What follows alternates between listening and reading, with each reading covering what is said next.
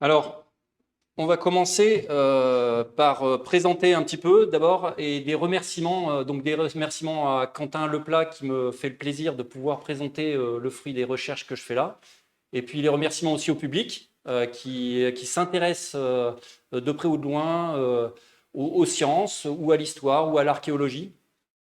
Et puis, donc, dans un premier temps, là, la conférence que je vais vous présenter, c'est une conférence sur le château des Alimes, dernier bastion du quadrivium.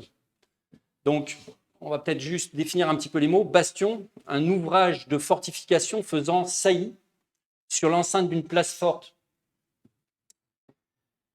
Donc, un ouvrage militaire. Quadrivium, alors quadrivium, c'est une ancienne science que les Grecs ont utilisé dans leurs écoles, mais qui venait certainement de Sumer et ensuite de l'Égypte, et qui a été récupérée après. Et le quadrivium, finalement, c'est ce qui, du monde qui nous entoure, touche à l'esprit à travers les nombres, la géométrie, l'astronomie et l'harmonie, la musique. Alors, je vais essayer de m'adapter au public. Alors, il y a 3 nombres, ça serait bien de les retenir. Le premier est très facile, c'est 6, 5, 4, 3. Il y a 5, 4, 1 et il y a 2, 4, 3. Voilà, il y a 3 nombres. En fait, on va très souvent revenir à ces nombres. Pourquoi ? Parce qu'en fait, on va les retrouver beaucoup. Dans des situations d'ailleurs un petit peu particulières. Alors,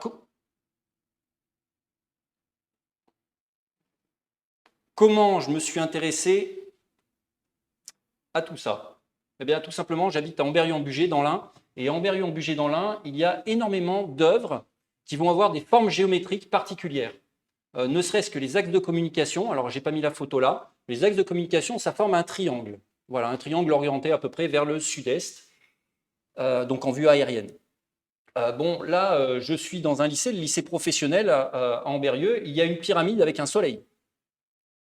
Là, je suis dans un autre lycée à Ambérieu. Il y a 5 pyramides. Là, je suis sur une route vers le nord d'Ambérieu où il y a une espèce de coupole sur 3 points, une arche sur 3 points. Voilà, là, il y a 2 arches sur 3 points qui sont entrelacées. Voilà. Là, on a l'espace de la salle polyvalente, la grande salle où il y a des spectacles qui est purement pyramidale. Voilà. Et puis, on a aussi des œuvres en peinture où on voit tout à fait le temps qui est mise en œuvre, en fait. Alors, le plan, géographie, Ambérieu, je vais parler un peu d'Ambérieu, l'histoire. Non. Donc, l'histoire de la guerre delphino-savoyarde. Donc, c'était une guerre entre le comté de Savoie et le dauphiné de Viennois. Vous avez, ensuite, je vais vous expliquer un peu le château des Amilimes et la tour de Saint-Denis. Ce sont 2 châteaux à travers une dizaine de châteaux sur Ambérieu-en-Bugey même. Nous avons la métrologie avec la mesure standardisée du comte de Savoie. Voilà, puisque déjà à cette époque, il y avait une mesure standardisée. Cartographie locale et absolue du lieu, en tout cas entre les 2 châteaux. Vous allez voir que c'est assez surprenant. La mesure du temps, notamment par la longitude.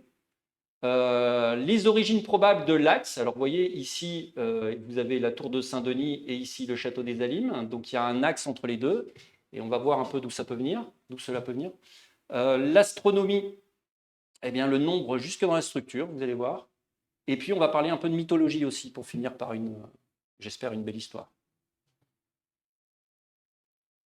Alors, si je suis à Ambérieu-en-Bugey, sur les hauts d'Ambérieu-en-Bugey, là, je regarde vers l'ouest, j'ai la tour de Saint-Denis, qui est au bout d'une langue rocheuse, là, voilà, qui dépasse. Et qu'est-ce qu'il y a à dire ? Eh bien, au pied, il coule l'Albarine, c'est une rivière, voilà, qui va se jeter dans la rivière d'Ain, après. Si maintenant, du même point, je me retourne et que je regarde de l'autre côté, je vois le château des Alimes sur son promontoire. Voilà. Nous avons ici le mont Luisandre. Alors, juste en face, vous avez à l'époque de la guerre, vous aviez un château aussi, juste en face, à 800 mètres. de distance, donc très proches. D'accord? Et ils étaient ennemis, les deux châteaux. Si je vais à la tour de Saint-Denis en Bugey, je regarde le château de Saint-Germain en face, parce qu'il y a aussi un autre château, ce château de Saint-Germain. Alors, pour vous dire, le château des Alimes est là, à peu près. Le château de Luisandre, il est là. Bon, il y a le château de Saint-Germain, qui était le gros château du coin. Eh bien, l'axe, finalement, tour de Saint-Denis, château de Saint-Germain, ferme un verrou, ici, au comté de Savoie, pour rentrer dans le Dauphiné de Viennois. Donc ça, c'est un vrai verrou. Et donc là, en bas, on a la rivière de l'Albarine. Voilà. Et j'insiste aussi sur une chose, c'est que Envers-en-Bugey, c'est vraiment un lieu de communication, que ce soit aérien, chemin de fer, avec les cités cheminotes, mais aussi routier, autoroutier. Voilà, c'est quelque chose qui est très important. Donc des axes nord-sud, est-ouest, notamment pour aller à Genève ou à Lyon, etc. Alors voilà, nous avons le Dauphiné de Viennois au XIVe siècle, c'est un dauphin. Vous voyez, là, la croix blanche dans le blason rouge, ça, c'est la Savoie. Et on voit que Envers-en-Bugey, vous voyez, c'est comme une épine dans le pied du comté de Savoie, ici. D'accord? Donc, la guerre, 1282-1355, ça a duré 70 ans. Alors, voilà, l'épine dans le pied, elle est ici. Et je vais vous montrer le fameux verrou, là. Vous voyez, vous avez la tour de Saint-Denis, et là, vous avez le château de Saint-Germain, ici, et là, vous avez la rivière de l'Albarine. Donc, en fait, cet axe-là ferme le fameux verrou. Alors, pourquoi un verrou ici, vous allez me dire? Parce que, bon, là, c'est la Savoie, partout, c'est la Savoie. En fait, la Savoie est dominante ici, il n'y a pas de problème. Mais en fait, pour commercer, à l'époque, la Savoie était obligée de passer par toute la région montagneuse ici, qui culmine à peu près vers 1000 mètres d'altitude, pour aller commercer dans la Bresse. Parce que la Savoie, au XIVe siècle, eh bien, a des fiefs dans la Bresse. D'accord? Donc, en fait, ça gêne la Savoie. Cette langue de propriété, là, qui n'est pas à eux, finalement. Voilà. Alors là, c'est un peu lourd. Alors, du coup, je vais détailler. Ce que j'ai mis en rouge, c'est les guerres. Donc là, il y a eu la prise du château de Saint-Germain en 1282, ici, par les Savoyards. Mais ils ont été obligés de rendre le château par un traité en 1286. On a eu aussi en 1321, et là ça a fait beaucoup de ravages, c'est les assauts savoyards sur Lagneux et Ambérieu, et toutes les places fortes du dauphin viennois ont été prises, sauf le château des Alimes. Il n'y a que lui qui n'a pas été pris à ce moment-là. On a eu aussi la bataille de Varay en 1325, là aussi ça a été une bataille énorme. Bataille de Corlier, une grosse bataille aussi. Il y a eu aussi une offensive contre les Alimes en 1332, là vous voyez. Et puis le comte de Genève, qui était un allié du dauphin viennois, qui voulait encore faire la guerre en 1342, alors que même le dauphin viennois commençait sérieusement à songer à faire la paix. En fait, là, on était plutôt en paix. Le Dauphiné de Viennois était vraiment plutôt en paix avec le comté de Savoie. Mais le comte de Genève avait le goût du sang dans la bouche. Et donc, comment ça s'est terminé cette histoire? Eh bien, il y a eu tout simplement le Dauphiné de Viennois, il était ruiné. Humbert II, là, le dauphin, il était ruiné. Vraiment, le Dauphiné était ruiné. Donc, ils ont été obligés de vendre le Dauphiné au royaume de France. Et donc, du coup, en 1305, donc vendu en 1349, en 1355, le roi de France décide de faire la paix définitive avec la Savoie. Et du reste, à partir de ce moment-là, qu'est-ce qui se passe? Eh bien, le roi décide de léguer en fief le Dauphiné de Viennois à son fils. Et du coup, c'est pour ça qu'on l'appelle le dauphin par la suite.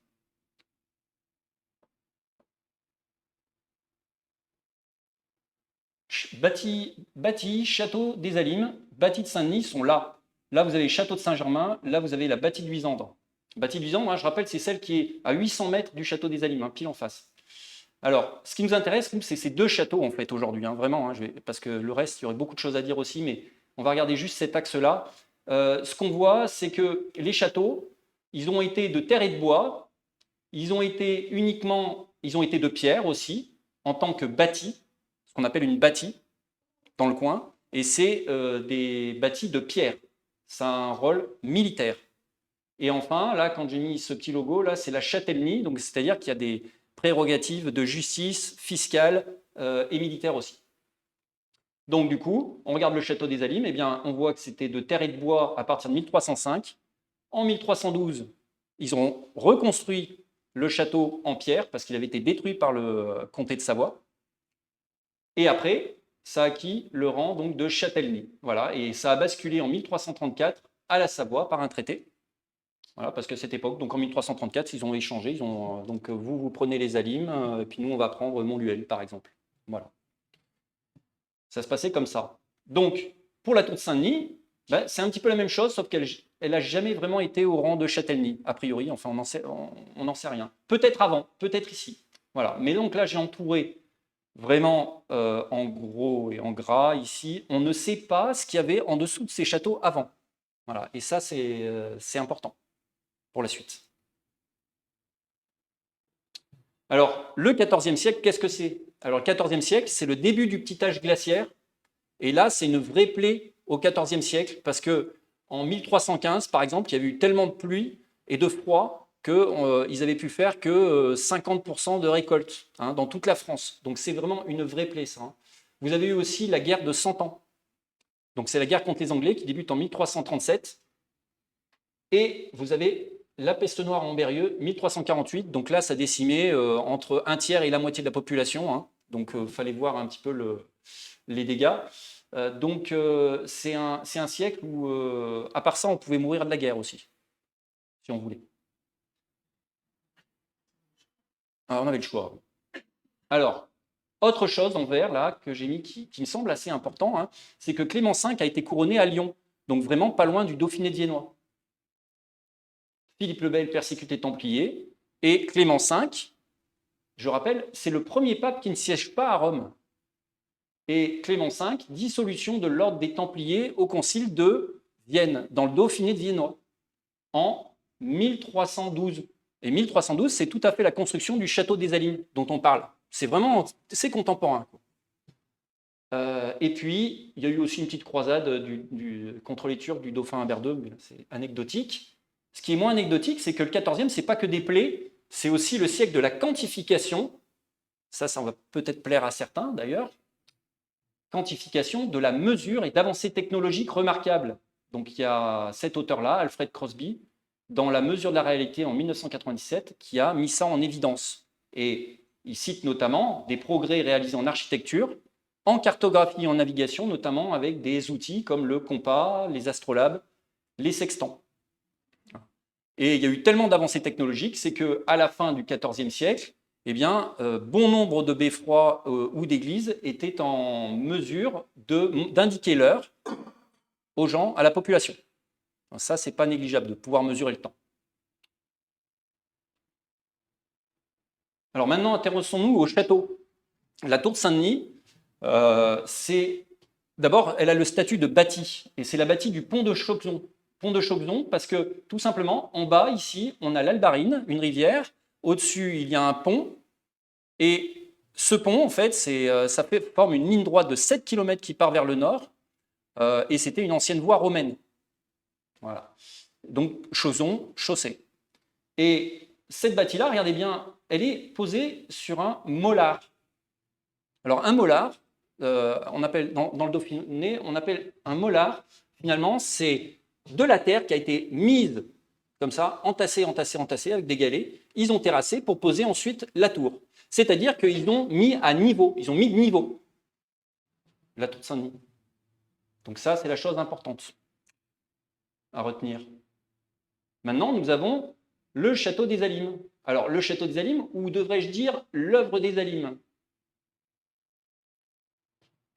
Alors là, les historiens et les archéologues, eh ben, ils sont tous d'accord pour dire que dans les contes retrouvés, dans tous les documents, les textes qu'on a, eh ben, ils ne savent pas nommer, ils sont embêtés pour nommer la construction en 1312 de ça.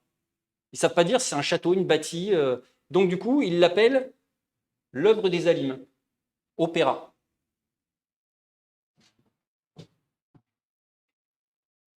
Et puis, il y a autre chose qui est intéressant, c'est la controverse sur la tour ronde. L'historien local dit qu'il n'y avait pas de tour ronde à l'origine en 1312, qu'elle a été construite en 1355, parce qu'il retrouve des constructions en 1355 dans les contes de la châtellenie. Voilà. Mais les archéologues du bâti, eux, ils disent non, la tour ronde existait bien ici, parce que, eh bien, elle est parfaitement chaînées avec les courtines. Les courtines, vous voyez, c'est ces grandes murailles. Ça, on appelle ça des courtines. Alors, elle était là ou elle n'était pas là, cette tour ronde?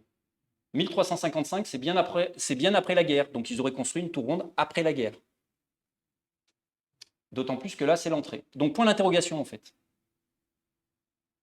Voilà, donc en vue de dessus, le château des Alimes, ça forme une enceinte donc, de courtine carrée, là, comme ceci, 36 mètres par 36 mètres, avec une tour carrée de 10 mètres par 10 mètres, une tour ronde ici, d'environ 12 mètres de diamètre, et une enceinte légère au nord, ici, avec une tour nord, petite tour nord, ici, et là, vous avez une enceinte, une muraille, une grosse muraille, là, qui fait à peu près 100 mètres, à l'est. Voilà, ça, c'est le château des Alimes.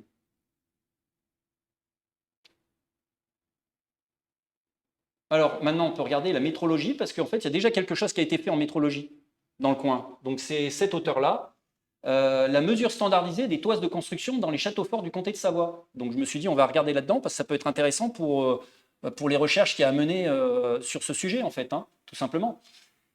Eh bien, il a relevé que dans les comptes, on parle d'un pied, donc de mesure au pied du seigneur ou à la toise du seigneur, ici. Donc le pied à 31,25 cm, la toise à 1,875 m. Et eh bien, il allait vérifier au château de Pondin, qui est un château important pour les comtes de Savoie, il allait vérifier l'épaisseur des murs. Et il a trouvé sur le terrain des épaisseurs de murs qui faisaient 1,25 m. Et il a vérifié dans les comptes ce qui avait été facturé au tailleur de pierre, parce que c'était facturé en longueur et en épaisseur de mur. Voilà. Il a trouvé 1,25 m. Exactement, donc 1,25 m pour 4 pieds, ce qui fait 31,25 cm. Voilà. À noter, dans le Dauphiné viennois, à Château-Queyras, il y a une toise qui fait 1,8755 m, donc à peu près pareil, la même. Pourtant, c'est dans le Dauphiné. Voilà. Et puis, on a l'Aune d'Embrun, qui était aussi dans le Dauphiné à l'époque, 1,25 m.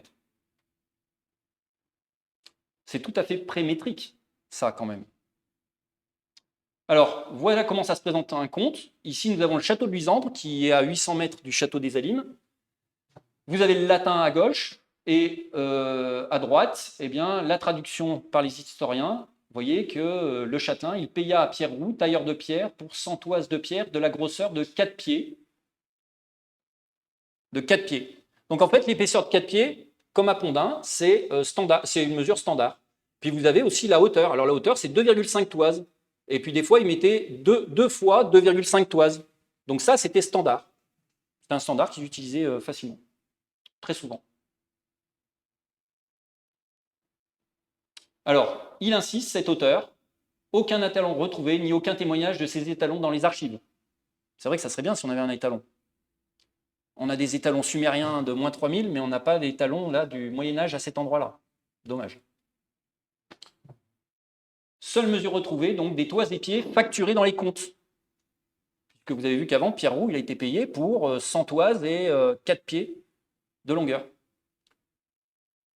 C'est vérifiable, rarement, sur certains rares restes que l'on a. En fait, il a pu le vérifier, mais quand même, il faut chercher quand même. Hein. Il faut chercher dans les comptes et il faut chercher sur place, hein, enlever la broussaille pour pouvoir s'y retrouver. Autre chose intéressante, c'est l'influence du royaume d'Angleterre dans la mise en place de la standardisation des mesures. Il se pose la question, l'auteur, et je pense que c'est pertinent. Voilà. Alors, ça nous fait penser à quoi? Bah oui, à nous, ça nous fait penser quelque chose quand on travaille un petit peu comme ça en sciences anciennes. Toise à 1,875 mètres, ça fait un rapport de 15 huitièmes. 15 huitièmes, alors la plus vieille coudée sumérienne qu'on ait, c'est la coudée de Nippur. Hein, et ben, si on divise la coudée de Nippur sur le pied de Nippur, ça fait 15 huitièmes. Donc c'est un nombre qu'on a l'habitude, dont on a l'habitude. Pied à 31,25 cm, ça fait 25 huitièmes. Ben, c'est une fraction de pi chez les Romains et même avant, par exemple.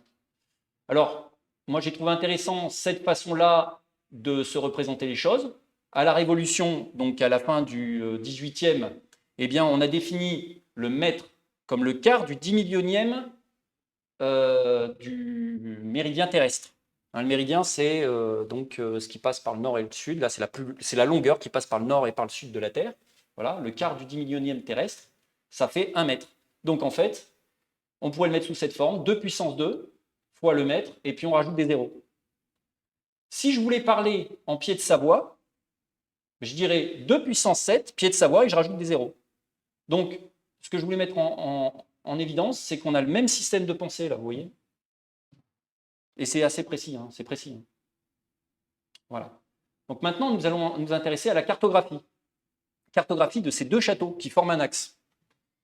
Eh bien, donc là, on a le centre de la tour Saint-Denis. Quand je vais au centre de la tour ronde, ici, bien, vous voyez qu'on coupe les courtines, là, on coupe en diagonale, exactement. Donc ça, c'est assez intéressant, c'est pour positionner finalement les courtines.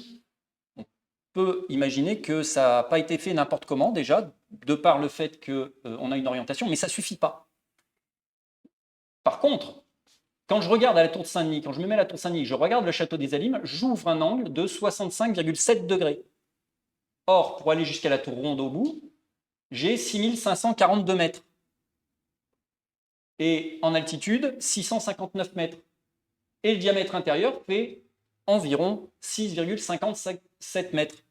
Voilà, je pense que tout le monde a compris que en fait, les deux premiers chiffres significatifs des nombres ont une importance, puisque je les retrouve partout, tout le temps. D'accord? Et on va s'intéresser à celui-ci. Parce que celui-ci, c'est un nombre, donc 65,7, qui est un angle, donc sur 360 degrés, en base décimale. Voilà. Mais en fait, à l'époque, il comptait peut-être en degrés, minutes, secondes. Le degré, minute, seconde, c'est la façon de décomposer un cercle en 360 degrés, comme on a l'habitude de voir. 1 degré en 60 minutes d'arc, et 1 minute d'arc en 60 secondes d'arc. Alors, 1 seconde d'arc, c'est tout petit. C'est une autre façon de compter, dans une autre base, une base sexadécimale. Alors que nous, là, on est en base décimale. Donc, regardons voir maintenant ce qui se passe. C'est plus tout à fait la même chose, c'est-à-dire que 65,7 nous donne 65 degrés 42 minutes. Or, on a une distance de 6542 mètres, et on a une élévation ici, regardez bien, de 327 mètres, qui vaut 654 divisé par 2. Donc il y a une conjonction de nombres là qui m'amène, bon, je peux calculer le hasard là, mais en fait, ce n'est pas un hasard. Voilà, j'ai pu montrer à des topographes géomètres, ils ont tout de suite reconnu ici un gisement, ce qu'on appelle un gisement, et là une élévation. Alors 1 minute d'arc ici, c'est tout petit. C'est tout petit. Donc il a fallu être précis.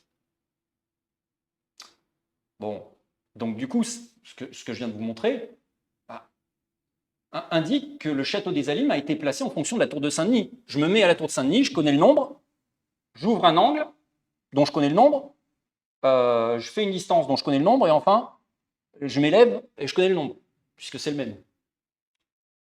Là, regardez voir ce qu'on trouve au tiers de la distance tour de Saint-Denis les Alimes. Exactement au tiers, on trouve l'église d'Ambérieu. Alors c'est une église qui est récente, exactement au tiers. Et ici, vous avez repère de nivellement le plus proche du tiers-point. J'ai un repère de nivellement. Le repère de nivellement, c'est un repère géodésique dans lequel on va trouver sur Géoportail les coordonnées en degrés, minutes, secondes, pour la longitude et la latitude. Voilà, c'est ce qu'on trouve sur les GPS. Mais regardez bien, il y a un système RGF 93 en projection Lambert 93 qui nous donne une coordonnée nord de 6542,6 km. 6542. Vous vous souvenez, au début, je vous ai dit 6543, 6542. Donc, qu'est-ce que c'est en fait le Lambert? Parce que là, du coup, effectivement, on trouve ça, mais ça ne doit pas parler à grand monde. Eh bien, imaginez que vous ayez un plan à faire sur une carte. Eh bien, le Lambert 93, en fait, qu'est-ce qu'il fait? Il prend la Terre, il fait passer un cône dessus, il vient faire tangenter le cône sur la France, et ici, on va projeter tous les points contre le cône, tous les points de la carte contre le cône, et on va dérouler ce cône. Et ça nous donne le plan. Alors, bien entendu, vous allez me dire, ici, ça ne marche pas. Oui, là, il y a beaucoup trop de déformations. Mais en fait, quand on veut faire la carte d'une sphère, on fait forcément une déformation que ce soit une déformation de distance ou une déformation d'angle. Bon, bah, la projection conique de Lambert, ici, alors Lambert, vous voyez, présente ses coniques conformes en 1772, eh bien, la projection de Lambert conserve les angles. Voilà. Alors, plutôt que d'affleurer ici la France pour répartir les erreurs, bah, qu'est-ce qu'ils ont fait? Eh ben, en fait, ils ont fait passer ce cône par le 49e parallèle et le 44e parallèle, ici. Donc, du coup, d'un côté, on perd un peu moins et de l'autre, on perd un petit peu moins aussi. Voilà, ça permet d'enlever de la déformation, de diviser la déformation par deux en gros. Alors, on reconnaît notre 6542, qui devient populaire, je le sens. Et ici, vous voyez, en fait, on vient de l'équateur. C'est-à-dire que ce cône, il va jusqu'à l'équateur. L'équateur, c'est une référence terrestre. C'est comme le pôle Nord. Donc, on a l'équateur ici, jusqu'à Ambérieu, fait 6542,6 km. C'est donc une coordonnée absolue. Ambérieu est à 6542,6 à plat, d'une projection conique conforme de Lambert, en coordonnée absolue. C'est une façon de se repérer.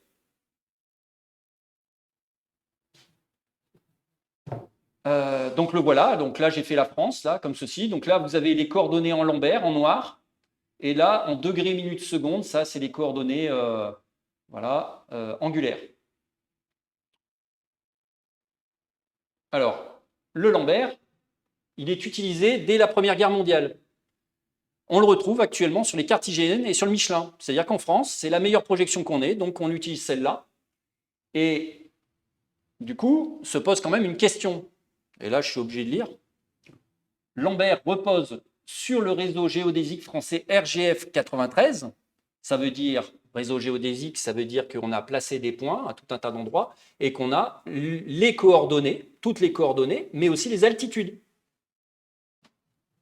Donc, on peut se repérer. Donc, mais le RGF est lui-même basé sur l'ellipsoïde mondial de référence. L'ellipsoïde mondial de référence, c'est quoi? C'est une ellipsoïde mathématique qui a été faite, qui passe quelque part sur la Terre. Alors là, peut-être qu'elle passe dans le grenier, là, ou peut-être qu'elle passe sous la Terre, à 50 mètres sous la Terre. On ne sait pas, c'est théorique. Et à partir de là, on a des points de référence sur la Terre qui nous permettent d'avoir des positions, de faire des calculs pour avoir des positions pour les GPS via la World Geodetic System de 1984 avec les satellites pour la navigation. Donc c'est conçu pour les GPS en fait. Le Lambert repose sur RGF 93, qui repose sur la WGS 84. Tout ça, c'est pour les GPS. C'est ce qu'il faut retenir pour ceux qui ont le plus de difficultés à ce niveau-là. Donc, ça n'a pas été choisi à cause des nombres que je trouve en Ambérieu. Ça n'a rien à voir, donc. Pourtant, c'est pareil. Du coup, on retombe sur les mêmes solutions que les anciens au XXe siècle. Hein, parce que soit on a choisi de faire tout le système mondial en fonction des nombres que je trouve en Ambérieu, ou soit le nombre est un hasard, ce qui est possible aussi, ou enfin, soit on retombe sur les mêmes solutions. Donc ça, c'est encore à étudier. 6542 est une latitude en plan. 6542 qui est partout dans des unités de base et bases différentes là, hein, ça indique quoi? Ça indique qu'au XIVe siècle, on utilisait le mètre. Parce que comment voulez-vous avoir 65 degrés 42 minutes dans une base sexagésimale et 6542 mètres dans une base décimale? C'est pas possible, le nombre compte et dans l'unité du mètre. Projection conique conforme, qui existe certainement 470 ans avant que Lambert n'en montre le principe. Alors, du coup, hein, existerait-il un lien sur les longitudes? Regardons avec la géométrie des lieux. La géométrie des lieux. Alors, on va faire un petit peu d'architecture au sol, là. Le centre de la tour carrée, c'est le point A. Si je fais 120 mètres, je me fais une petite balade de 120 mètres exactement plein nord, eh bien, j'ai l'angle de la petite muraille légère, là. Et c'est exact. Donc, on a un point B qu'on vient de positionner, là, par rapport au point A. Mais si maintenant je me retourne et que je regarde à l'est, vous voyez le plein est, là, eh bien, le mur, part plein est et va couper la grande muraille au point M. Sauf que ce mur qui part plein est, à un moment donné, il bifurque vers la tour ronde. Donc on a un bout de mur qui part bien à l'est. Eh bien, si on prolonge plein est, ici, de B à M, on a 50 mètres, et donc du coup, ça nous donne un triangle de 5, 12, 13, en nombre entier, qui est un triangle de Pythagore. Et maintenant, je prends la moitié, c'est le point K, 25 mètres. Donc. Et je tire un trait comme ça, et je m'aperçois de quoi? Je m'aperçois que ça coupe le point J ici, mais que ça va même, finalement, orienter la tour carrée. Et on va voir après. Ce point J va avoir une grosse importance. Voilà. Donc, je prends le point N qui est au bout, là, je passe par le point J et je reviens au point K, c'est ce que je vous ai montré avant. Et bien lui, il ouvre un angle de 14,04 degrés nord. Et ça fait un quadruple carré de module 30,9 mètres. Alors, 30,9 mètres, c'est quelque chose qu'on connaît un petit peu en France, là.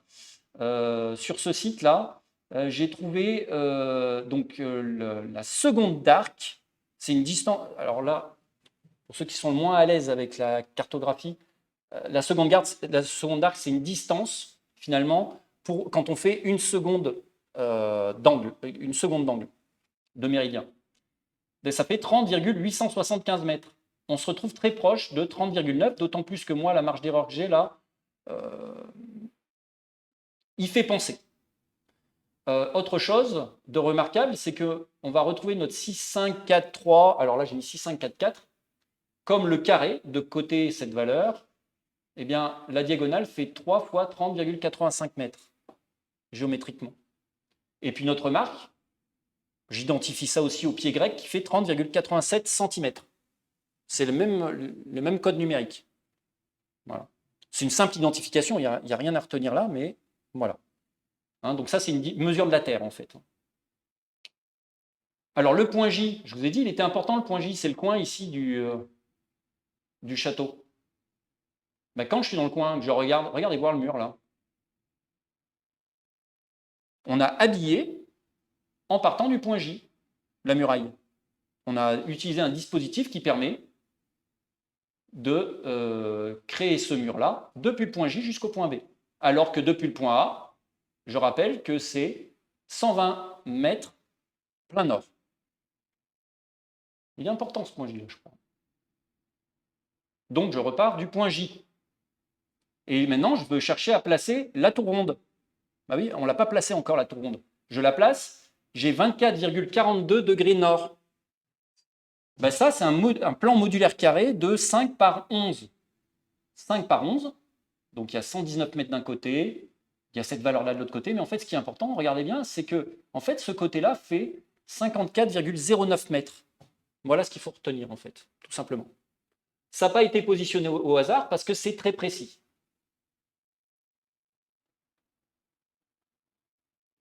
Du coup, je mets les deux grilles l'une sur l'autre, juste pour voir le rapport entre les deux. Quel est le rapport? Ça fait précisément 1,75, 7 quarts. Et c'est une subdivision fréquente qu'on retrouve, par exemple, entre la vieille coudée sumérienne et le pied romain. 7 quarts.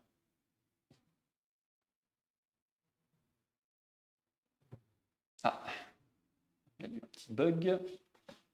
Alors, bon, positionner la petite tour ronde nord, c'est 54,09 mètres, mais regardez bien, en fait, ici, alors ici, ça a été déformé, on retrouve 5,41 degrés est.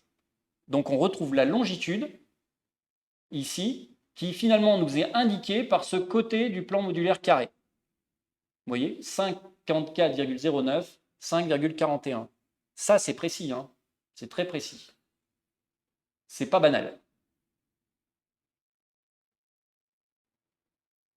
Conclusion sur les longitudes, bien, elle permet la mesure du temps de manière absolue. La longitude, on prend un méridien 0, la Terre, elle tourne, et quand on arrive en Berrieux, ben, ça fait 5 degrés 41. Et ça mesure le temps. Donc là, on est à Amberieu, on a 1298 secondes du méridien 0. Voilà. Et étant donné qu'on retrouve tout ça, le mètre est connu au XIVe siècle, une deuxième fois, car valeur numérique renvoyée dans deux unités différentes, 54,1, et selon un plan modulaire carré précis, pas fait au hasard. Le degré décimal est lui aussi connu, puisque les deux nombres sont en conjonction en degrés décimaux. Alors tout à l'heure, les nombres étaient en conjonction en degrés, minutes, secondes avec le mètre. Enfin, le méridien zéro de Greenwich n'est pas censé exister au XIVe siècle quand même. D'autant qu'il a été déplacé en 1984 et que ça tombe bien là, avec ce que je vous montre tout de suite. Bon, alors, cet axe, il vient d'où? Pourquoi il y a tellement de choses, finalement, qui nous montrent la cartographie en latitude, en longitude? Hein? Eh bien, quand on se met ici, au château des Allumes, et qu'on regarde la tour de Saint-Denis, en fait, eh bien, on est sur l'axe d'un coucher de soleil au 1er février. Le 1er février, tout de suite, moi, ça m'a rappelé quelque chose, c'est Imbolc. C'est la fête celtique, Imbolc. C'est une fête solaire ou lunisolaire, 40 jours après le solstice d'hiver, et qui marque la fin de l'hiver, le début du printemps. 3 idées majeures à Imbolc. Alors, la lumière croît réellement beaucoup à ce moment-là, après le solstice d'hiver. La purification, le renouveau, la fertilité, la gestation. Et ce qui est important aussi, c'est qu'il y a une fête en Irlande ce jour-là qui est avec Sainte Brigitte. Voilà. Alors, je ne l'ai pas vérifié sur le terrain, mais je l'ai vérifié par ailleurs sur d'autres logiciels pour en être bien sûr. En tout cas, ça tombe, si ce n'est pas le 31, c'est le 1 ou le 2. Voilà, ça tombe vraiment à ce moment-là. Donc, du coup, je me suis intéressé aux travaux d'autres chercheurs. Là, il y a par exemple Howard Crowers. Lui, il a vu qu'à Langdisser, au Danemark, eh bien, vous avez un quadrilatère de pierre, ici, qui est orienté comment? Eh bien, selon le coucher de soleil à Imbolc le 1er février. Ça existe. Mais plus remarquable, c'est qu'il y a un quadrilatère à Carnac, qui s'appelle le quadrilatère du Magno, ici, proche des alignements. Eh bien, cette partie-là, elle montre un coucher de soleil à Imbolc. Et cette partie-là, elle montre une autre fête celtique. Mémoriser ce nombre. Bah oui, parce que regardez bien, par rapport au nord, là, ça fait 243 degrés nord. On va bien regarder ça. Toujours coucher de soleil à Imbolc, donc. Ben regardez bien ce qu'on a ici. Le château, avec son alignement ici, et regardez l'angle par rapport à l'est. 24,3 degrés. Or, c'est un coucher de soleil à Imbolc, comme à Carnac, comme au quadrilatère du Magno. Donc ça scotche quand même. Je trouve. Alors du coup, il y a Quentin Leplat qui m'a fait remarquer qu'on avait intérêt à regarder la géométrie du lieu et la division du temps. Parce que lui, dans son film Arpenteur du Néolithique, eh bien, il s'est placé au dolmen de Mané-Roularde, et en regardant le dolmen de Kergazec, il voit un lever solaire un 28 octobre. Et le 28 octobre, c'est 36 jours depuis l'équinoxe d'automne. Or, en automne, il y a 90 jours. 36 sur 90, ça fait 2/5, 0,4. Mais l'angle de 21,8 degrés, là, ici, 2/5, 2 divisé par 5, si j'en fais la tangente de 21,8 degrés, égale 2/5. Ça fait 0,4 aussi. Or, ça, c'est une géométrie du lieu. La géométrie du lieu vient coïncider en conjonction avec la division du temps. Donc, Quentin Leplat, il m'a fait remarquer que c'était le cas ici. Donc, on l'a fait, y sur x, 0,45. La tangente 24,3, là, y sur x, yx. Ben, le coucher de solaire, un 1er février à Imbolc, c'est 40 jours depuis le solstice d'hiver, du 21 décembre. C'est 89 jours en hiver, 40 sur 89, 0,45. Donc c'est une indication supplémentaire que cet axe-là, il a un intérêt, simplement. Et pas que médiéval.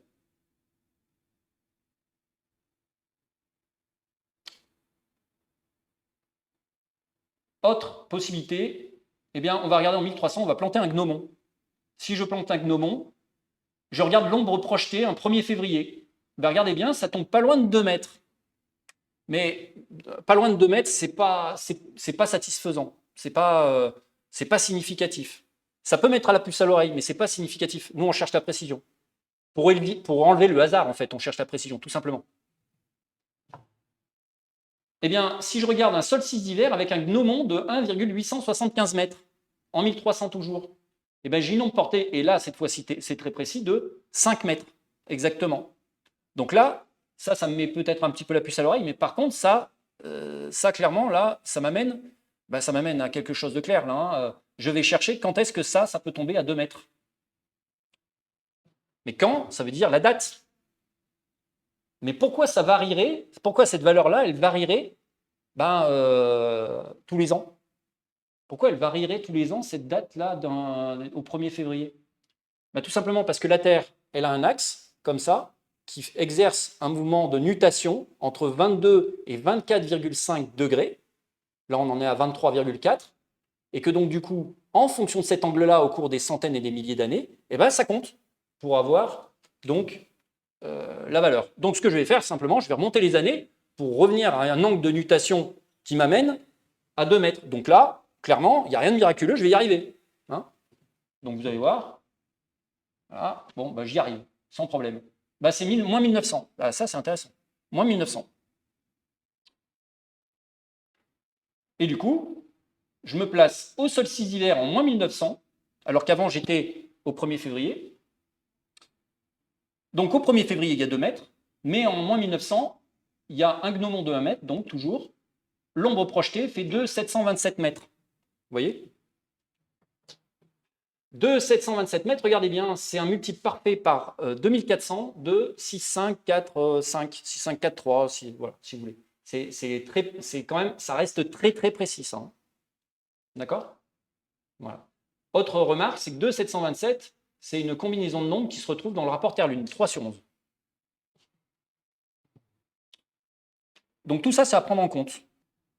Alors 6542, on va revenir à ce nombre-là, parce que c'est une idée fixe. Eh bien, je l'ai retrouvé, regardez bien, dans la hauteur de la tour ronde. Et vous avez vu, je ne vous parle pas de la tour carrée. Hein.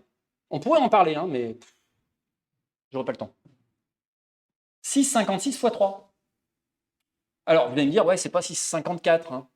C'est vrai. C'est pas tout à fait précis. Ma mesure, de toute façon, n'est pas précise. Elle ne l'est pas. Mais c'est tout à fait l'ordre de grandeur. C'est tout à fait ça. Ça va peut-être entre 6,54 et 6,60. Là, c'est pareil. Hein, le diamètre intérieur de la tour ronde. Là, on rentre par la petite porte. Et bien à l'intérieur, 6,57. C'est pas parfait. Elle est un peu elliptique. Ça fait 6,60 ou 6,55. On oscille entre les deux. Voilà. En moyenne, 6,57, c'est pas faux de dire ça. Voilà. Par contre, il y a une valeur qui est très précise, c'est le diamètre là, que vous voyez ici. Ça, c'est très précis, 12,1. J'ai mesuré avec des élèves à moi, très précisément, à plus ou moins 0,01, ouais, à plus ou moins 1 cm près. Voilà. Alors, qu'est-ce que ça peut bien vouloir dire, 12,1? Parce que vous voyez bien, moi, je voulais voir on a cette tendance quand même à chercher ce qu'on veut trouver, ou à trouver ce qu'on veut chercher. Vraiment. Et moi, là, j'étais déçu, hein, comprenez ma déception. Hein. 12,1. On pourrait le diviser par 2 déjà. 12,1 divisé par 2 à 6,05. Plus à l'oreille, il y a le 6 et il y a le 5. Hein. Direct. Bon. Alors, on y va. 6542. Alors, en fait, au château des Alimes, parce que 6542, c'est au centre-ville. Hein. Si on va au château des Alimes, on va regarder sur ce site-là, qui est un très bon site pour regarder, en Lambert, quelle est la coordonnée nord. C'est 6544,4. Alors, un truc bête, hein. Je me suis dit, il y a forcément un rapport avec 6544 parce que je voulais trouver ce que je voulais chercher, on va dire. C'est le cas de le dire. Hein. Je divise par 12,1. Je tombe sur quoi? Sur 540,9. 5409. Vous voyez un peu comment les anciens pouvaient regarder le monde? Donc, il y a un lien, puisque j'ai déjà fait le lien avec 5409. Donc, j'ai fait le lien cartographie, j'ai fait le lien avec les longitudes. Donc ça, c'est quoi? C'est la longitude ici. 5,41, c'est la longitude. Vrai, à 99,97%, c'est très précis. D'accord? Très, très précis. D'où ça peut venir? Et là, la technologie nous lâche. C'est pas grave. Imaginez que vous avez la tour, 12,1 mètres. Eh bien, il y a un astre, là, Vénus, qui fait 12 103,6 km de diamètre, ici. Si je compare 12,1 à 12 103, bon, 12 100 à 12 103, c'est précis à 99,97%. Mais plus intéressant encore, c'est que la distance moyenne entre Vénus et le Soleil, ça fait 108 209 000 km, soit 2 fois 5, 4, 1, 0, 4, 7, 5, 0. Et là, c'est dommage qu'on ne voit pas apparaître l'image. Tout simplement, vous avez le même nombre, simplement ici, vous avez un 6 à cet endroit-là. Donc 1, 2, 3, 4, 5, 6e chiffre significatif. Donc c'est 100% en fait. La tour ronde est placée en longitude à 54,1. On l'a matérialisée par un plan modulaire carré de 5 par 11 pour bien montrer cette longitude-là, mais qu'en plus elle rentre en conjonction avec la demi-distance moyenne Vénus-Soleil, sachant que son diamètre fait exactement 12,1, qui représenterait tout à fait bien le diamètre de Vénus. Alors, est-ce que c'est bon tout ce que je dis? Et là, la technologie me lâche encore. C'est pas grave. Et bien, je refais le calcul à l'envers. 5,41 fois 12,1, 6, 5, 4, 6. Donc, c'est très précis. Ce que je veux dire en faisant ça, c'est que là, vous avez la cartographie terrestre. Là, vous avez le diamètre de Vénus. Et là, vous avez deux choses. Vous avez la longitude et la demi-distance moyenne entre Vénus et le Soleil. Vous voyez? En fait, on relie la Terre. Là, il y a la Terre, là, il y a la Terre. À Vénus, là, il y a Vénus, et là, il y a Vénus. D'accord? Autre chose remarquable, 243 jours terrestres font un jour vénusien. Une année vénusienne, c'est 224, 66 jours terrestres. Alors, vous avez vu 243? Alors, un jour vénusien, en fait, ça veut dire que Vénus ne tourne pas vite. 243, on l'a déjà vu. 243, on a déjà vu ça. Bon. Alors, moi, je ne dirais pas du tout que les anciens, ils avaient vu Vénus tourner et qu'ils avaient pu le mesurer. Ça, je ne le pense pas. Pourquoi? Parce que la couche est opaque, et même s'ils avaient eu une lunette à cette époque-là, pas moyen. Mais bon, en faisant le rapport des deux, 2 fois 0,54, 0,85. Intéressant. Alors, je me suis posé des questions sur le comment aussi. Parce que là, en fait, ce que je vous montre, c'est des faits que je constate en architecture, en astronomie, en cartographie. Voilà. Mais je me suis aussi posé la question, mais comment ils ont fait ça? Voilà. Alors là, on va effleurer le sujet, mais en fait, c'est que des hypothèses. Là, je vais vous montrer juste pour le diamètre. Le diamètre, moi, je me suis dit, peut-être que, en fait, ils ont observé un transit de Vénus devant le Soleil. Donc, Vénus qui passe devant le Soleil.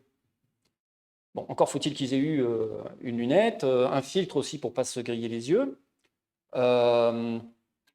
Est-ce que ça a été possible? Donc, j'ai répertorié tous les dauphins de Viennois qu'il y avait à l'époque pour voir s'ils ont pu voir un transit de Vénus.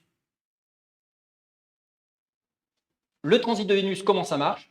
C'est un petit cycle de 8 ans qui intervient tous les 113 ans selon un cycle moyen et tous les 243 ans sur un cycle long. Alors, 243, ce cycle long, alors ça, ils ont pu le voir. En observant Vénus, on imagine bien, tac, là, il y a un transit ou là, il n'y a pas de transit.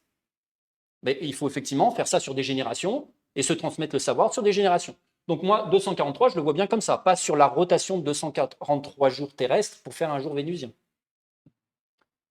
Ça, de la Terre, on peut le voir. Donc, j'ai listé tous les dauphins de Viennois, ici. En noir, c'est ceux qui n'ont pas pu le voir ou alors qui avaient moins de 6 ans.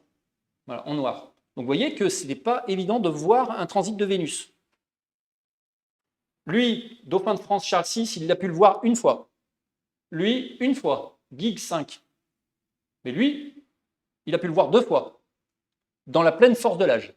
Et lui, dauphin Humbert Ier, 1240-1307, le premier château des Alimes, en terre et en bois, c'est 1305. Le château de pierre, c'est 1312. Et lui, il a pu le voir 2 fois, 1275 et 1283. Donc, en tout cas, tout est là. Est-ce qu'ils l'ont fait ou pas? Peut-être. Mais en fait, je ne peux pas en avoir la certitude. Mais par contre, je trouve intéressant de faire correspondre comme ça. Parce que le seul qui a pu le voir 2 fois parmi les dauphins, en tout cas, il a la bonne date. Vénus, remarquable. Prenons cet angle-là de 65,7 degrés, ici, qui représente un peu le diamètre intérieur moyen, ici. Et prenons aussi la période synodique de Vénus. La période synodique de Vénus, c'est 584 jours. C'est quoi? Vous avez la Terre, Vénus et le Soleil. Eh bien, combien de temps il faut pour que ce soit de nouveau cette configuration-là que je viens de vous montrer? Il faut 584 jours. Si je fais 584 divisé par 0,5409, ça fait 1080 presque exactement. 1080, en fait, il faut regarder 108 là. Parce que vous voyez bien, 54,09, ça fait aussi 108,2. Vous voyez? Alors, pour ceux qui ont l'habitude de la géométrie, 108, c'est l'angle d'ouverture d'un pentagramme. Or, Vénus fait tout à fait un pentagramme si on bloque la Terre et qu'on regarde les points de passage de Vénus au plus près de la Terre, elle va avoir tendance à faire un pentagramme. Voilà. Je vous laisserai regarder des vidéos. C'est très joli.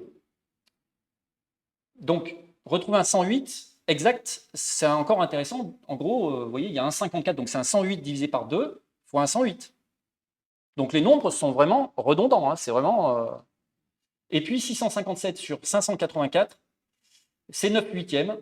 Ça fait 1,125. En tout cas, on a une valeur en nombre entier exact, ici.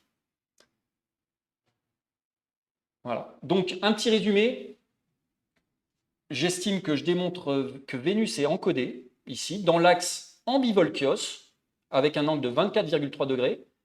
Donc, dans la structure de la tour ronde, dans la cartographie terrestre et dans la division du temps dans l'année.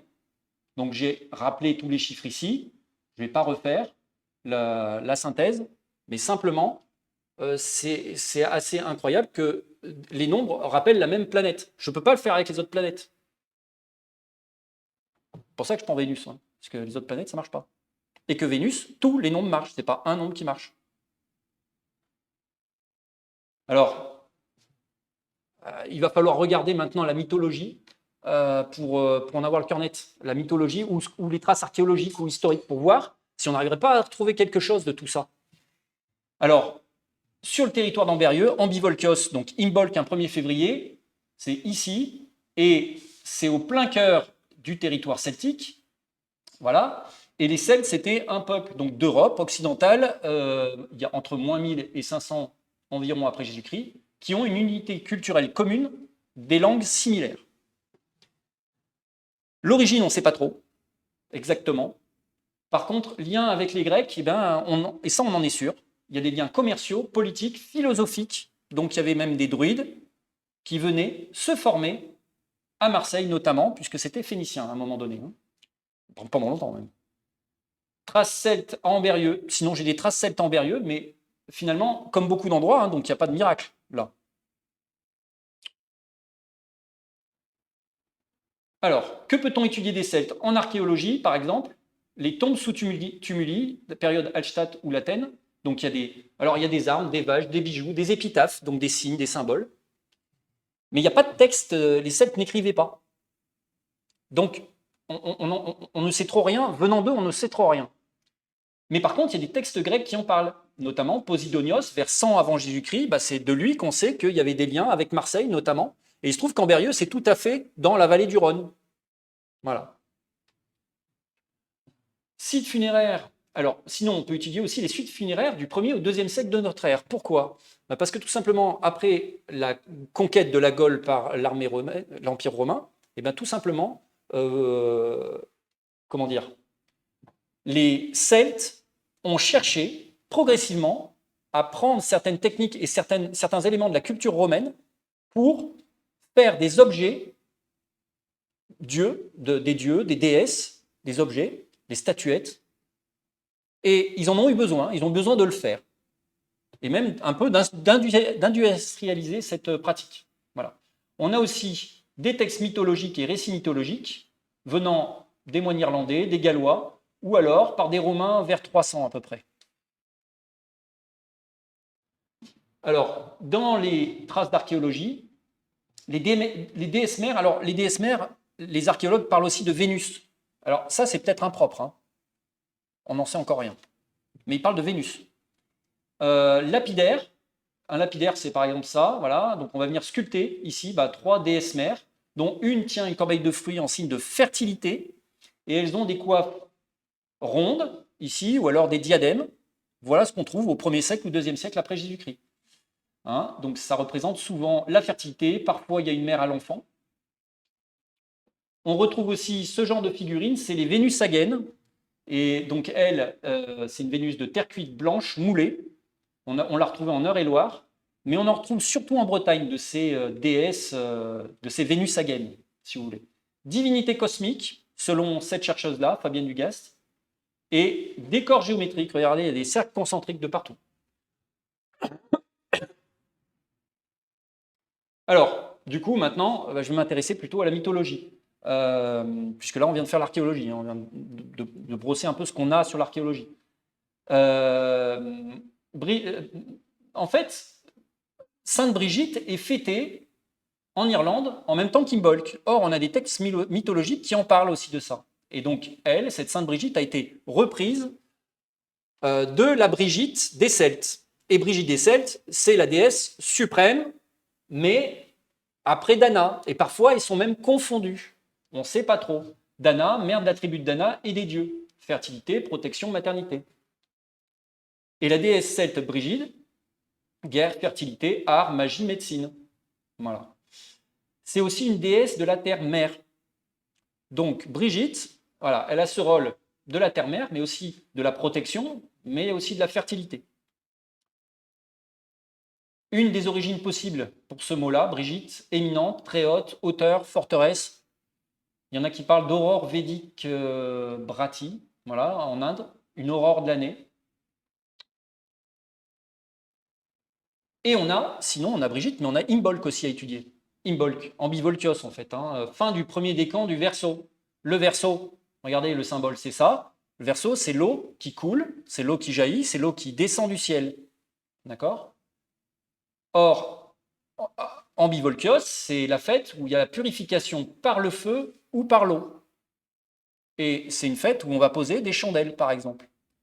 C'est une fête où il y a le renouveau du cycle de la vie, de la fertilité, le moment où la lumière augmente, et le moment de se débarrasser de ce que l'on a accumulé pendant la période sombre, pour aller vers la lumière. On va du sombre vers la lumière à ce moment-là.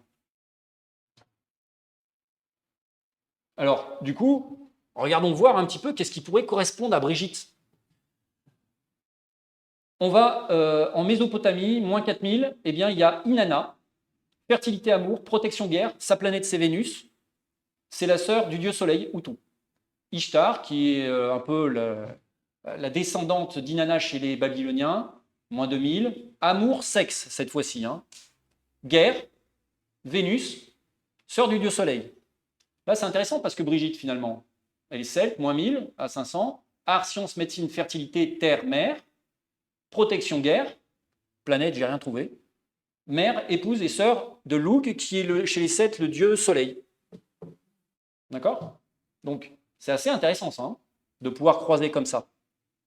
Continuons de croiser avec les dieux en Égypte. C'est pareil pour Hathor et Isis. Hein. Précédemment, on avait vu, voilà, à l'Ancien Empire, Hathor, fertilité, amour, joie, maternité. Planète Vénus, fille du dieu Soleil. Isis, alors la seule chose qui la distingue, protectrice des enfants et femmes, Vénus, et c'est l'alter ego. Alors elle, c'est l'alter ego du dieu Soleil aussi. Affrontement. Parfois, elle est vue aussi comme la fille ou affrontement. Déesse et dieux grecs, cette fois-ci, on va voir Aphrodite, Grèce, moins 700. Amour et procréation. La guerre, ça c'est vrai pour la Laconie. Vénus, fille de Zeus, le dieu des dieux, et confrontation au dieu soleil. Alors, je vais passer un peu sur Déméter. Eos. Alors, Eos, elle me plaît bien, parce qu'en fait, Aphrodite ou Eos, les deux se ressemblent en fait vraiment beaucoup. Et Eos, en moins 700, donc déesse de l'aurore et de l'amour. Aurore. Maternité. Vénus. Et alors elle, c'est bien simple, elle est la sœur de la Lune, donc c'est l'aînée, et la sœur de Hélios, le dieu soleil. Voilà. Et elle est la mère de deux jumeaux, qui s'appellent Hespéros et Eosphoros, qui sont l'aube et le coucher, et qui sont associés à Vénus aussi. Voilà. On retrouve la même chose ici à l'époque romaine, en fait, avec les Vénus. Sauf qu'elle ne s'appelait pas Vénus, hein, c'était Lucifer, la planète associée. Donc elle s'appelait bien Vénus, mais la planète, c'était Lucifer. Et donc, du coup, ce qu'on se rend compte, c'est qu'au début, c'est l'amour, la beauté, la séduction, mais après, César, il dit non, promotion, maternité et foyer. D'accord? Et Vénus 3, sous Auguste, donc un petit peu après, maternité, peut-être, oui, mais protectrice officielle de l'Empire. Protectrice. Vénus. Et puis, il y en a d'autres. Alors, il y a Anaïta, voilà, elle aussi, c'est Vénus, et on retrouve la même chose, ça, c'est en Perse. Phrégia, Scandinavie. Alors, elle, on ne connaît pas sa planète, mais par contre, tout concorde, alors, d'accord. Puis, il y a Cybèle. Alors, Cybèle, là aussi, il y a tout qui concorde, avec sauf la planète, là, qui est la Lune. Et regardez bien la date, 400 environ après Jésus-Christ. En fait, Cybèle a très certainement inspiré, à la fin de l'Empire romain, les chrétiens pour imposer le culte autour de la Vierge Marie. Voilà, c'est ce que je voulais souligner là. Alors, Imbolc, renouveau annuel du soleil, purification par le feu. Alignement, Alim, Tour de Saint-Denis. Et qu'est-ce qu'il y a au bout de cet alignement Alim, Tour de Saint-Denis? Eh bien, il y a Lyon, Lugdunum, la forteresse du dieu soleil. Et je vous rappelle que Imbolc, c'est la purification par le feu. Le soleil est associé au feu. Autre chose d'intéressant quand même, j'ai trouvé hier celle-là. L'oriflamme de Saint-Denis, des rois de France. C'est du rouge, le sang de Saint-Denis qui a été décapité, avec du jaune à l'intérieur. C'est associé au soleil. Or, quand je regarde depuis les Alimes, je vois Saint-Denis, donc, qui est associé au soleil, et au bout, Lyon qui est associé au soleil, etc. Voilà, c'est ce que je voulais expliquer là. Purification par le feu.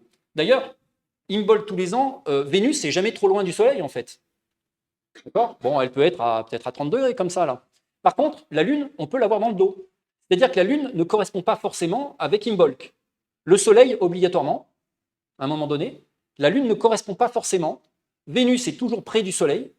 Mais par contre, on peut très bien fêter le jour d'une pleine Lune, par exemple, Imbolc. Par exemple, un peu avant le 1er février ou un peu après le 1er février. On peut faire ça. Ça, oui. Mais en tout cas, c'est tout à fait l'époque où on va fêter Imbolc. Et sinon, purification par l'eau. Alors l'eau, je l'ai dit, c'est le Verseau qui coule, l'eau qui coule. Et l'axe à Saint-Denis coupe l'Albarine, coupe le Buzyn, coupe l'Ain, longe le Rhône, coupe la Saône à Lyon. Et Ambérieu, c'est un ancien lieu marécageux. La petite anecdote sur le XIVe siècle, c'est quand même le Buzyn. Ils l'ont fait remonter de 3 km au nord pour venir couper l'axe à Saint-Denis, bon, pour alimenter un moulin, je vous l'accorde. Mais c'est quand même assez incroyable d'avoir fait 3 km, ils ont pu poser le moulin là où elle était. D'ailleurs, peut-être qu'il y avait déjà un moulin, peut-être qu'ils avaient trop d'eau. Et voilà. Conclusion sur Imbolc, Imbolc est multi-représenté sur le terrain ici. Hein. Voilà, l'eau qui coule, le soleil qui renaît, Brigitte est la déesse mère protectrice des peuples et fertilité. Vénus est associée à Brigitte très certainement, parce qu'on a vu que toutes les anciennes déesses, c'est Vénus, et il n'y a pas de... Voilà. Il n'y a pas de cas particulier, à part Cybèle, mais Cybèle, c'est en 400 après Jésus-Christ. Donc c'est plus tardif. Et enfin, assez extraordinaire, je trouve une confirmation dans le zodiaque de Dendera. Vous allez voir. La technique ne me lâche pas. Vénus est là. Le Verseau est là. Alors, d'abord, qu'est-ce que c'est le zodiaque de Dendera? C'est un zodiaque, donc 12 signes, qui se trouve dans le temple d'Hathor. Alors, Hathor, on l'a déjà vu, c'est la déesse égyptienne. Fertilité, amour, et puis guerre, protection. D'accord? Donc c'est dans le temple d'Hathor, ce zodiaque de Dendera. Bon, en fait, Napoléon l'a pris pour le mettre au Louvre, hein, mais voilà. En fait, il est dans le temple. Et du coup, ici, je vois que il y a Vénus qui est représentée entre le Verseau et les Poissons. Le Verseau, c'est entre le 21 janvier et le 21 février. D'accord? Et les Poissons, c'est 21 février jusqu'au 21 mars, à peu près. Mais si je tire un trait ici pour passer au centre de Vénus, je croise qui? Je croise la vache avec un rond au-dessus de sa tête. La vache avec le rond au-dessus de sa tête, c'est Hathor. C'est la déesse qui est associée à la maternité, la guerre, la protection. Bon, je marque un temps d'arrêt parce que c'est un peu important. Je fais les sous-titres. Et puis, j'ai pris la canne aussi. Alors, la canne, elle va taper dans quoi? Dans une oie. Alors, l'oie, dans la mythologie égyptienne, c'est Amon. C'est le dieu Amon. Et l'oie est très souvent représentée à côté de Hathor. Voilà, pour information. Alors, je ne sais pas s'il faut prendre l'oie, qui est dans le premier décan, ou ici le deuxième décan, n'importe comment, le 1er février, décan, c'est 10 jours. Donc le 1er février, c'est 10 jours après le changement de signe zodiacal. Donc en fait, on est à cheval sur deux décans, si vous voulez. Voilà, bah là, je suis à cheval sur 2 décans. Donc Hathor, Vénus. Bon, donc ça, c'est juste pour vous montrer que l'oie, la vache, c'est quelque chose qui se fait, qui se retrouve. Ah, et là maintenant, quelle ne fut pas ma surprise quand je regarde au Louvre et que je tape par mots-clés comme ça, Vénus et Dauphiné. Bah, lui, il comprend Vénus et un dauphin. Donc du coup, je retrouve au Louvre Vénus sur un dauphin du XVIIe et du XVIIIe siècle. Voilà, un dauphin avec des ailes, 2 petits chérubins, donc la maternité. On trouve un croissant aussi, ici, là, comme ça, avec son linge. Il a tendance à sortir de l'eau avec ses ailes, d'accord, sortir des eaux. Et donc, là, on a dit ça, c'est le lien Vénus et la Terre, la Terre-mère. Et là, vous avez un dauphin, l'écusson du Dauphiné. Vous avez vu, je ne les ai pas liés, je ne fais pas le raccourci. Bon, donc du coup, est-ce que précédemment, bah oui, en 1527, précédemment, on a bien une Vénus, en fait c'est une Aphrodite, sur un dauphin avec 2 petits chérubins, donc de la même manière, c'est l'école italienne. Mais maintenant, remontons beaucoup plus loin. Ici, nous avons Praxitèle, c'est un sculpteur en moins 350 qui représente Aphrodite avec un dauphin, Eros, le fils d'Aphrodite. Donc, voilà, nous avons une Vénus en terre du Dauphiné.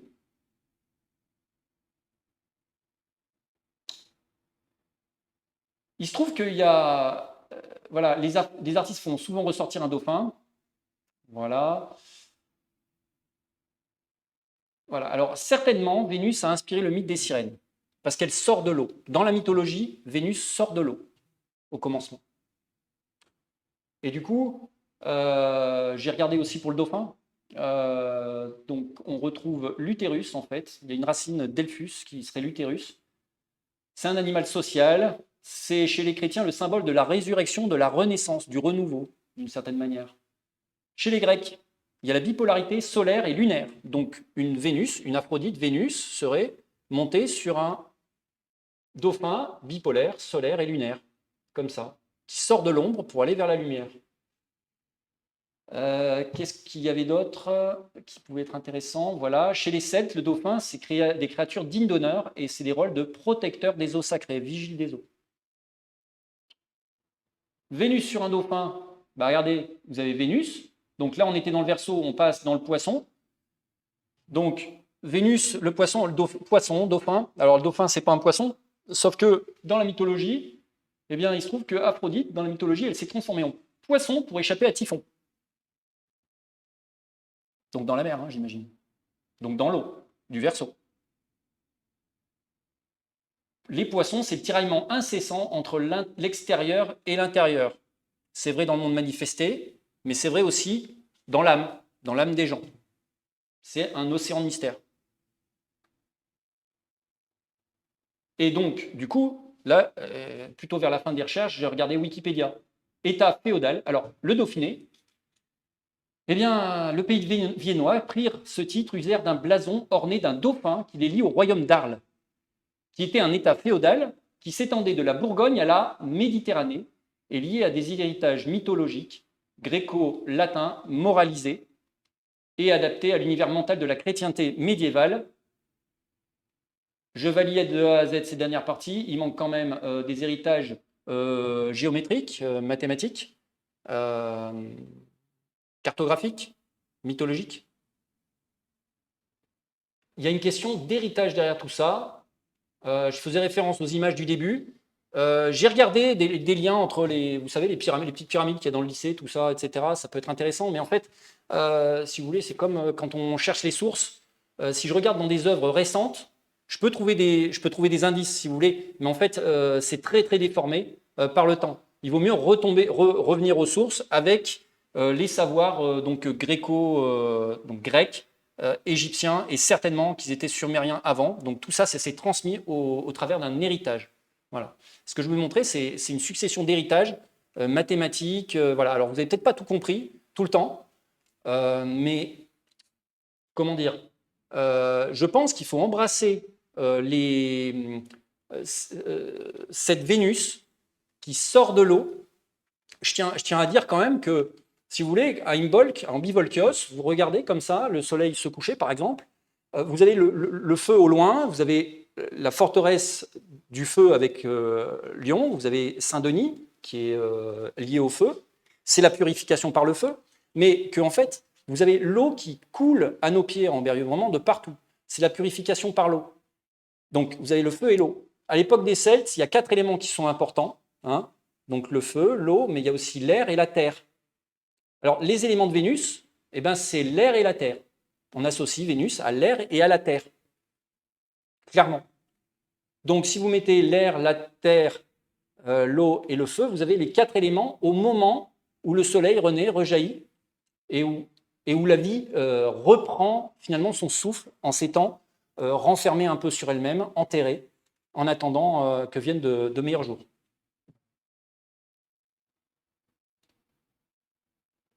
Et donc, pour terminer, eh bien, on a un axe, mais on a aussi un centre-ville ici qui est marqué par un nom, 3 noms. Le centre-ville, cet endroit-là, c'est là où il y a la mairie, où il y a l'église, où il y a les 4 routes, comme ça. C'est ce qu'on appelle le haut de la Creuse. Alors, dans Creuse, on retrouve la racine de croix. Donc là, on a tendance à penser à quelque chose de religieux, pourquoi pas? Une croix religieuse, une croix celtique ou une croix chrétienne. Religieux. Les 4 coins font penser, parce que ça s'appelle aussi les 4 coins. Là, il faut vous demander aux anciens. Hein. Il y a des gens, ils ne savent pas ça en Berrieux. Hein. Les anciens vont dire, bah ouais, on est allé aux 4 coins. Les 4 coins du monde, en fait, nord, sud, est, ouest.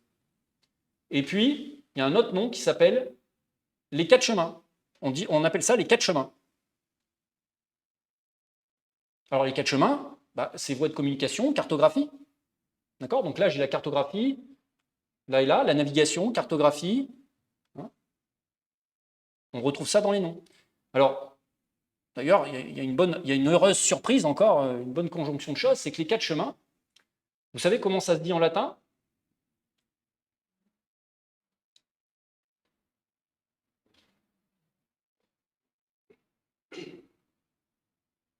Le château des Alimes, bastion du quadrivium. Je vous remercie.